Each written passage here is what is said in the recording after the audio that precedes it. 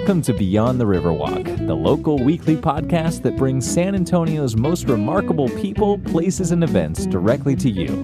All links discussed will be in the show notes, so sit back, relax, and join Kevin and Melissa Barron as they ask the questions that you would. Now, let's get the conversation started.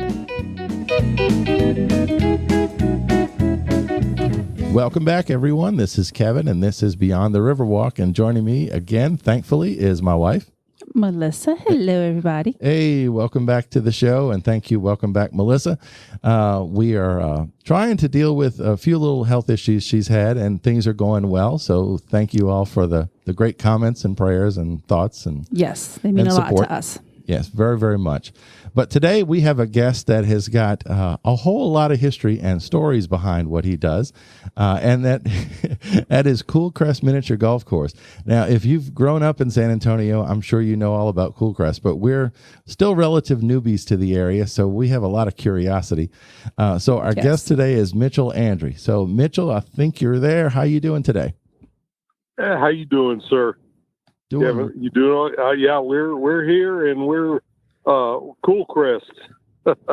Well, there is a huge amount of history there. So can you, I guess let's start with what's your background? How did you get into doing what you're doing? I grew up in San Antonio, near the, I guess, I-10 Hildebrand corridor area. And we as kids and cousins and family, all sorts of family members, I guess you could basically say Cool Crest was our daycare center back then. we would be dropped off in the summers, and we'd play our rounds of golf there, and we just loved the place, and that's basically how we came to it. But you know, as many generations in USA, they are in the San Antonio area. They all have that same love for Cool Crest. It seems like there is. I mean, we talked about a little bit on the pre-call. I guess the history of the place is really evident. I've never seen a place in the places we've lived around the country that has so many, literally roots in the community, that's grown up around it and has seen so much change. What draws you to Cool Crest now? What makes you want to be involved in it today? Well, you know, it's just that basic love for it. And, you know, as we've owned it, my brothers, I have four brothers, and we all had the same experience, much like other San Antonians, as kids went to it, and we grew up right near it. So, I mean, when there was kind of a closure around the 2009-2010 period when Mrs. Metzger, the previous owner, she was getting a little ill. We right around that point, you would see kind of a collective talk from people around San Antonio that they were sad that Cool Crest was not being opened as much. And when the opportunity came up, when Mrs. Metzger passed away, we took it, and my brothers and I purchased the place to rehabilitate it back to what we remembered it as. I think that's a wonderful idea to purchase something, to rejuvenate it, like you use your word, rejuvenate it to what you remember from your childhood. I'm sitting here going, I'm from this little town called Reserve, Louisiana, and there's nothing I would rejuvenate over there. Well, it just doesn't have the same kind of history, and it's a very small town. I mean, yeah, we're in a big city. Yeah. Well, you think about the history of San Antonio's 300 plus years. And Cool Crest has been there for, oh my gosh, I mean, 100. Yeah, almost 100 years. 1929 is when it opened. Oh, 90. Yeah, which 90. was the heyday of miniature golf, actually. See, and that, I didn't know that. Can you talk a little bit about that history? Well, back in the 20s, there was like a wave over the United States of miniature golf places. And in 1929, there was probably about 10 miniature golf locations that were were thriving at the point. In fact, a lot of rooftop buildings in the business community downtown had golf course or miniature golf course courses. Really? In there, yes.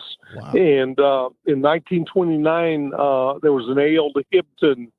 He opened up, which was at the time out on the outskirts of San Antonio on Fredericksburg Road, where the current location is. He opened the present miniature golf.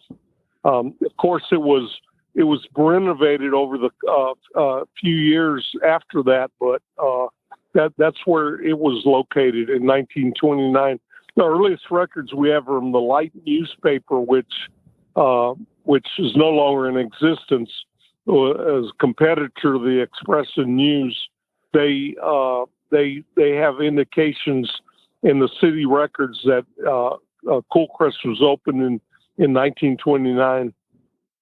Wow. The whole idea that miniature golf was that big a deal back then, I mean, literally had no idea. And there was that much competition back then too.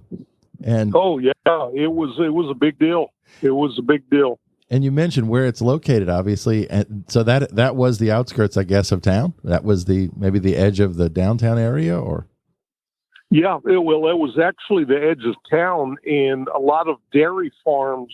In fact, you still kind of see kind of a remnant of it with the Oak Farms Dairy business, which is right there next to Cool Crest. Yeah, that would explain that. That used to be a Knowlton's, the Knowlton's Ice Creamery there, and it was all dairy farms back then out there on Fredericksburg. In fact, that stretches all the way up Fredericksburg to what would be near where the Ariel House is, if y'all are familiar with that, near the medical center. Yeah. On Data Point, the Ariel House, which is the where the Knowlton family lived, was up in that area. Well, that's amazing. I had no idea San Antonio had a lot of dairy farms. Dairy's not what I picture with San Antonio. Thank you for letting us know that. Yeah. It does explain the dairy. It does explain right there what's going on. It's pretty neat because I drive by y'all twice a day, morning and evenings, and usually you get stuck on the road right there waiting for a truck to come in and out. And I always wonder, why would they put this right here? And it's like, well, they didn't. The city wasn't here at the time. Well, that's like the Alamo. The city Alamo wasn't in downtown. The city grew up around the Alamo. That's right. So where does the name come from? Where does Cool Crest come from? Do you know? Well, it's interesting. If you've ever been there, which I assume you guys have been, there it is built on a crest, right? Mm-hmm. There's a lot of terrain features on the golf. We have two 18-hole miniature golf courses, which were built in varying times, but the crest right there, for some reason, every 6:30 in the evening, you start getting a breeze, and we always attributed it to the highway traffic which goes by there, but in 1929, there was no that's right. No highway back then. Correct. And they but every evening about 6 or 6:30, we get a nice cool breeze, which goes over this crest, which makes it cool. Right? It makes sense. It's interesting, but it is it's kind of an odd situation, but it does cool off. You have this nice cool breeze. Even in our 100-degree San Antonio heat, you'll get a nice breeze coming through there around that time. Well, that's where it came from. Well, I would suggest that people go out and check out your website. It's coolcrestgolf.com, because the thing that originally piqued my interest when I saw the site was the photos. So what's the idea, I guess, behind the design of it back from 1959 to today? Because it is very lush. It's very tropical, which is not something you would expect in San Antonio. If you look at definitely. If you look at the older photos of Cool Crest from the probably the late 50s on earlier, you'll see more of a rustic look with a mesquite trees and that is our older course, which was built in '29. You'll see a more of an older rustic look, right?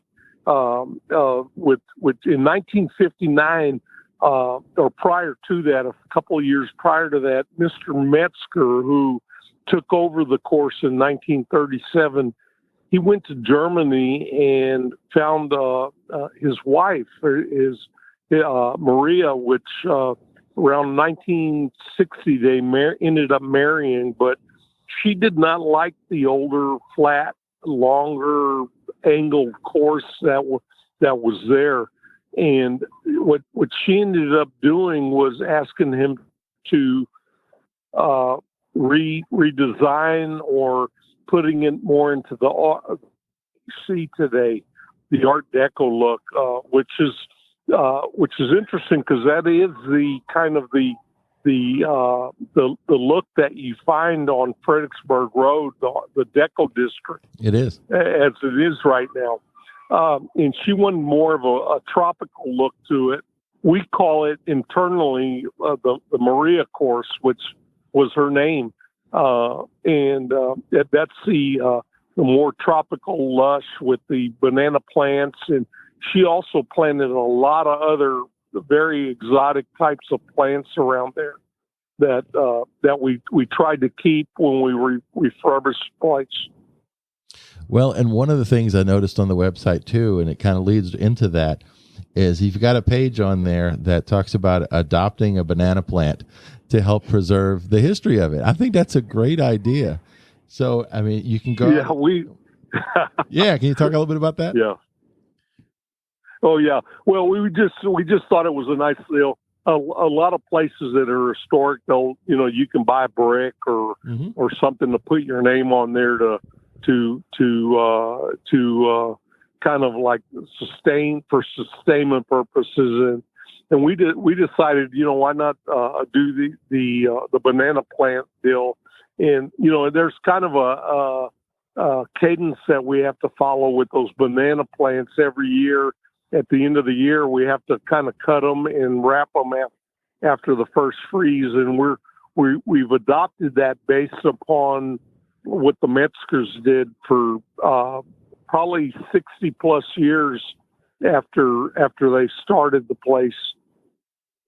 Right. Yeah, just to keep the history literally alive and to coming back the next year. So that's got to be a lot of work. Yeah, absolutely. So what is it like? It is. Oh, I'm sorry. I was going to say, what is it like to own and manage literally a landmark and something that is so fond in a lot of people's memories? I mean, it's got to be, it's got to be a challenge.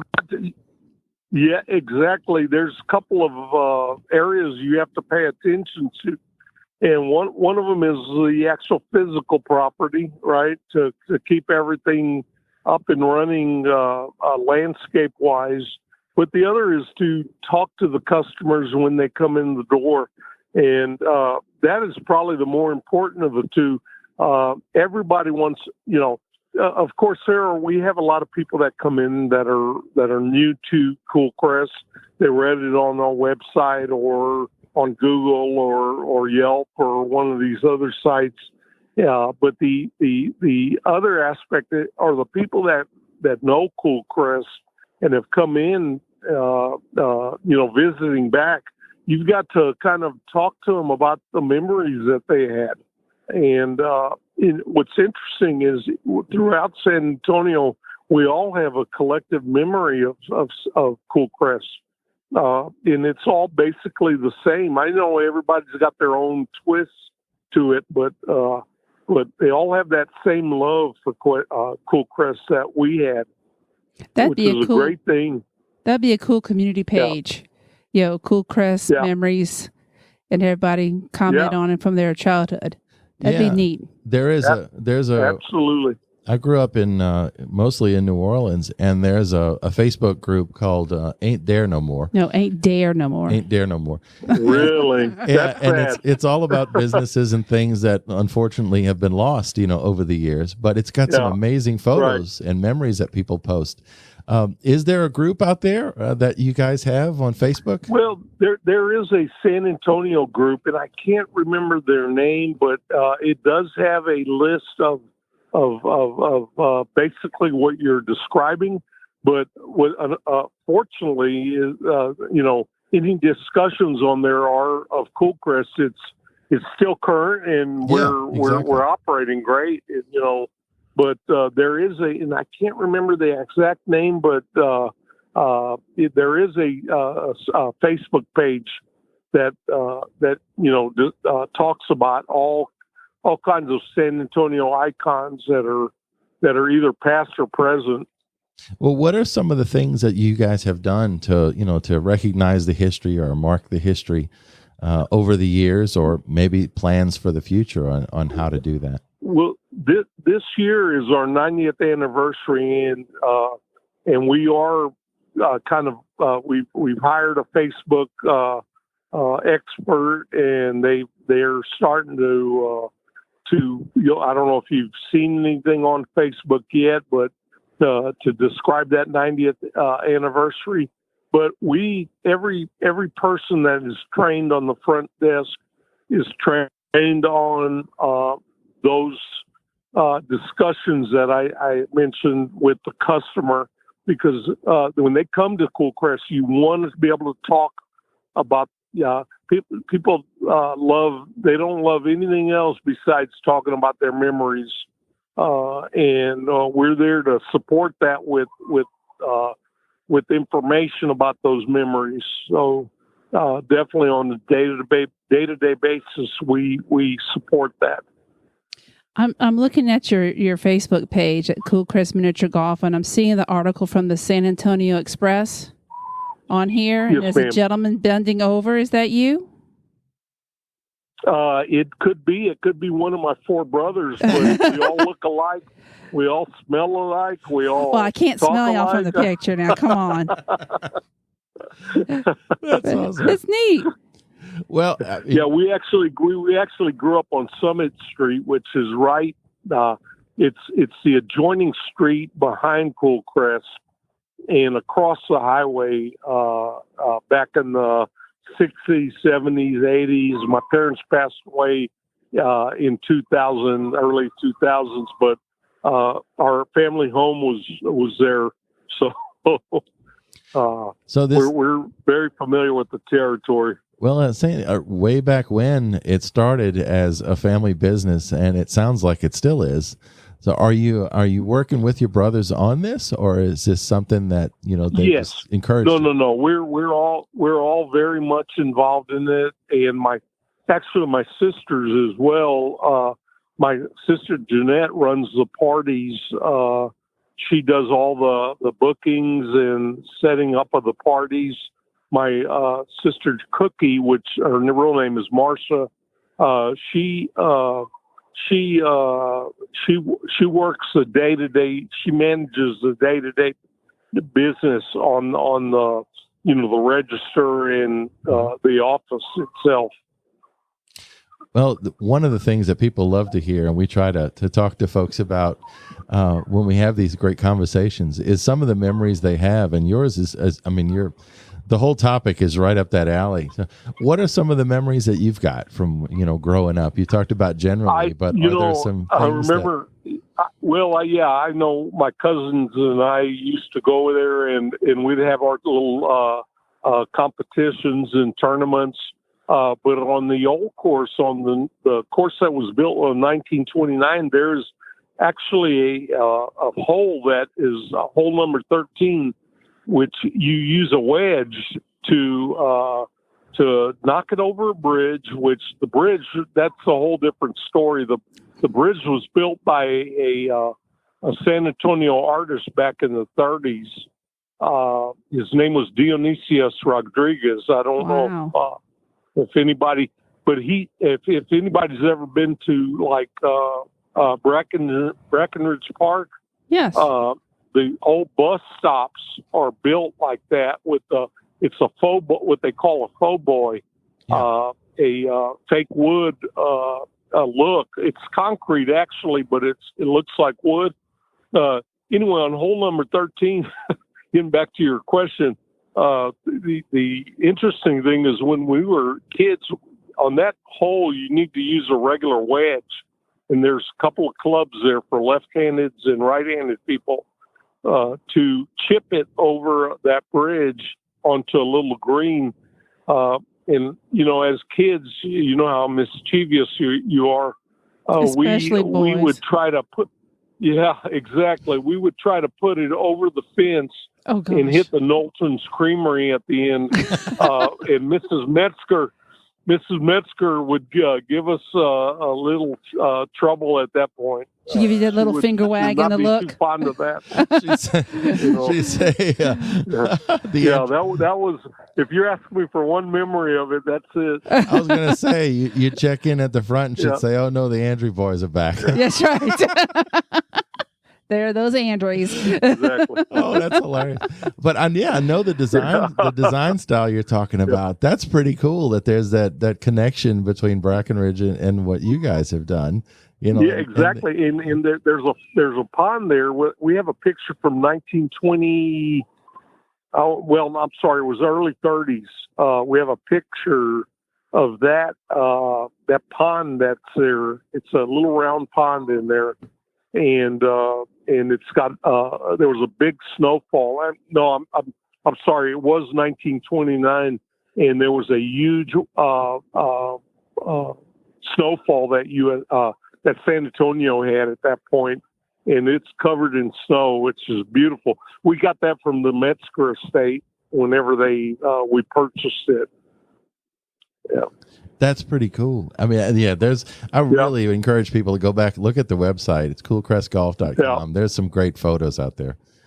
Well, one of the things that I noticed, and when I was a kid, we used to play, there was a place, I don't even know if it still exists, but it's like they call it putt-putt or whatever it was back in New Orleans. Right. And when you go to, even Disney World's got miniature golf courses, and it's still out there. But what have you seen over the years from, kids these days or just families? Have you seen that interest is still there and kicking like it used to be? Oh, yeah, absolutely. What's interesting, you brought up putt-putt, and that is a actual, that's a registered trademark name, the term putt-putt. And we consider ourselves miniature golf, right? Mm-hmm. And it never has been putt-putt. Those are 2 4-letter words in our dictionary. But sorry, forgive us. I did not mean to bring that up.